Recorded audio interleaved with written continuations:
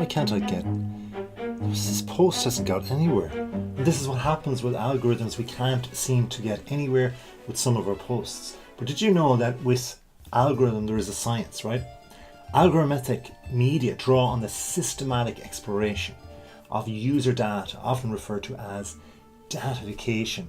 And that is a requirement, not just a possibility. That's according to Brita Yitra Arni, a researcher. But how do you annoy people without even meaning to? Well, it mightn't only be online. It could be talking too much. I'm talking right now, but hopefully not too much, because I'm trying to get my point across. So if you're getting a point across, that's absolutely fantastic. But once the point has been made, drop it. If you're in a group of 2, 4 people, even more, you just gotta stay to a point and then move on. Some individuals have a tendency though to dominate conversations or talk excessively without allowing others to contribute. Now this can make others feel ignored or undervalued.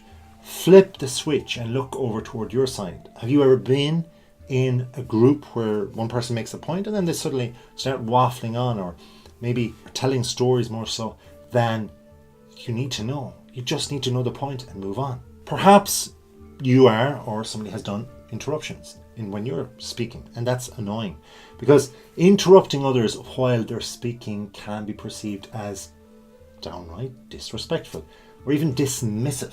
It can also disrupt the flow of conversation and make it difficult for others to express their thoughts. Now think of me asking you a question, how was your day? And suddenly you start answering, well, you know what, funny thing about today, and I just interrupt. That's very nice of you to say that. Anyway, this evening isn't too bad because this evening you're interrupted and it just doesn't feel nice. You've been just hacked right when you're about to make the point. What was up in your head, what was being imagined by you. So respecting someone in general comes from avoiding these things like basic interruptions. Now it's okay to have, for sure, within conversations, opinions and disagreeing with somebody. That is very healthy. It's human nature. We don't want to have a straight down the line conversation with somebody. How was your day? It's okay. Very good. So was mine. End of conversation. Like, what's there to debate? You want to have some little waves, some little ups and downs. So that's great, but avoid being overcritical as well, because if you're offering unsolicited criticism or constantly pointing out flaws in others' ideas or actions, that's really demoralizing. It can also be very irritating. So what to do? It's important to be mindful of how feedback is delivered and how you're delivering it too, and whether or not they want it to be critical or not, or even debatable, by their body language, by what they say prior to this, by getting to know the person as well. Invading personal space. Now, this is the thing about personal space. How much is too much? How close is too close? We went through a pandemic. We spoke about 2 meter space. Then it was 1.5 meter. Then it was another 1 meter. Certainly, honestly, personal space, if you're within 1 meter, it's too close. That's around about the width of this screen. You got to make sure that you're at least 1 meter away. And then it's the body language within that personal space or the periphery of that personal space, because 1 meter might be too close for others as well. You have to consider how your body's looking. Is it looking defensive? You're crossing your arms. Are you being aggressive in your manner, in your face? Are you actually having a very dark tone to your voice? And what words are you using? How are you putting it across to somebody? And consider the space around you and back of you. The more space there is, there's no reason why you can't pull back. At least this is what the listener will be feeling too. If you're crowded, obviously you can go closer, like in an elevator. There's an understanding that there's less space, so that's understandable. But by pushing back up against the wall, it shows that you're considering the other person's personal space. Being indecisive, I can't stand this one, I really have to admit. Indecisiveness or constantly changing plans, it can frustrate, and it frustrates me, and it can frustrate others too. Now this is especially so when it leads to confusion or inconvenience. It's important to be decisive and considerate of others' time and preferences. Not everybody is going to think the same way as you think. Not everybody's going to feel the same way you feel. We are, guess what? All different. And so give a person time. There is a reason, be it through their genetics, hereditary, experiences in life, why prior to this conversation they come up with this opinion that you may go, oh my gosh, they're like a brilliant person, 9 out of 10, lovely. And then suddenly this one little thing that can just grow and manifest, and you go, how could they have an opinion like that? And the reason being is because you don't know everything about them. They are a beautiful constellation of little experiences. And so you have to dig deep into that and give them that space rather than just like pushing at them and making a very flip decisions straight away that cuts off any potential friendship or relationship, be it professionally or personally in the future. Being overly competitive. I mean, what is it and for what reason that you're speaking with this person in the first place? Is it the first time you've spoken with them? How many times have you spoken with them? How many different areas, topics, situations have you been with them? Are you always in the same room, the same building with them?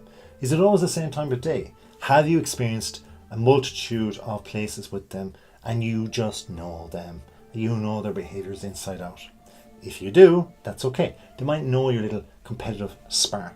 But if you don't, if it's a first time situation, if it's you're like a dog without a bone, that's not good. So overly competitive behaviour, whether in work, say sports or social situations, can create tension and resentment among peers. I heard a brilliant sporting icon speaking about how when they played, they couldn't understand how particular players had little injuries and they never had them. They played as many games as them. They were as tough as them, and they thought they were making excuses. Then, years later, their son became a professional sports person themselves and had one of those said injuries, and they went into the medical facts of the case and knew the emotions of the son, and then began to be more understanding years later of their teammates when they played with them.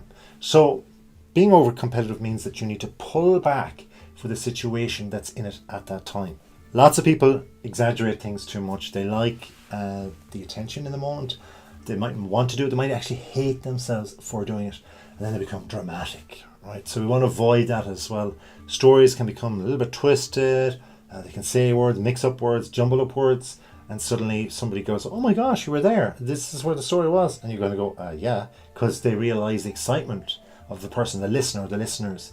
And they think, okay, now the story has changed. But who knows? Because I was just the only one there. Nobody else in this room was there except me. But it's not true, is it? So the truth is what you'll always remember in saying it again. You don't want to jumble up stories and have others hearing it when they say, hey, this is a good one, listen to this story, I've heard it before, they're really cool, just listen to them say, and then suddenly you have a twist on it. Then they go, they're not very consistent of a character. Yeah, that might be a bit funny, but are they just trying to entertain rather than actually be factual? So you have to be very careful. It's important to be genuine and authentic in your interaction with others. There's an age-old suggestion in communication. It's called listen. You have 2 ears and 1 mouth. By opening the ears and closing the mouth, you're giving 2 people at least in front of you attention to speak their mind, and you don't have to interrupt at all. A little bit of silence, please. See, it's easy to stop for a moment. Let people get their words out. Even if they're not making sense, it doesn't matter. It shows genuine respect.